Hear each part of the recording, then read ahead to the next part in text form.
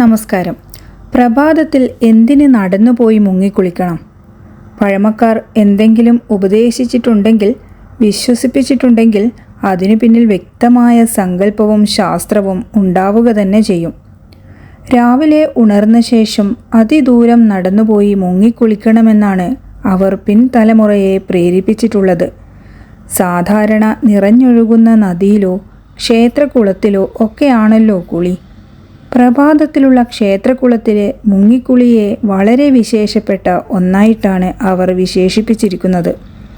മുങ്ങിക്കുളിക്കുന്നതിന് പിന്നിലെ രഹസ്യം പലരും അംഗീകരിച്ചിരുന്നുവെങ്കിലും നടന്നുപോയിട്ട് എന്തിനാണ് ഒരു മുങ്ങിക്കുളിയെന്ന് ആരും ചോദിച്ചു പോകും. കുളിക്കായി രാവിലെ അല്പം നടക്കേണ്ടി വന്നാൽ അതും ഒരു വ്യായാമമെന്നേ പഴമക്കാർ കണ്ടുള്ളൂ. മാത്രമല്ല, ഇങ്ങനെ നടക്കുന്നതിലൂടെ ശുദ്ധമായ ഓക്സിജൻ ശ്വസിക്കാനും സാധിക്കും.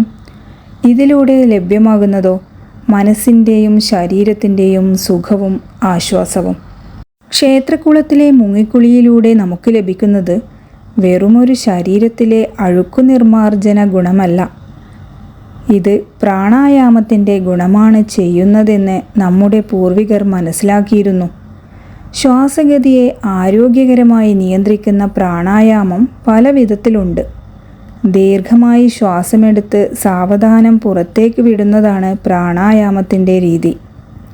ഇതുമൂലം ശരീരത്തിലെ കോടാനുകോടി വരുന്ന കോശങ്ങൾക്ക് ശുദ്ധമായ ഓക്സിജൻ ലഭിക്കും. അതിൻ്റെ ഗുണങ്ങളും ഒട്ടനവധിയാണ്. ബുദ്ധിശക്തിയും ഓർമ്മശക്തിയും വർദ്ധിക്കാൻ പ്രാണായാമം സഹായിക്കുന്നുണ്ടെന്ന് ആധുനിക ശാസ്ത്രം അംഗീകരിച്ചിട്ടുണ്ട്.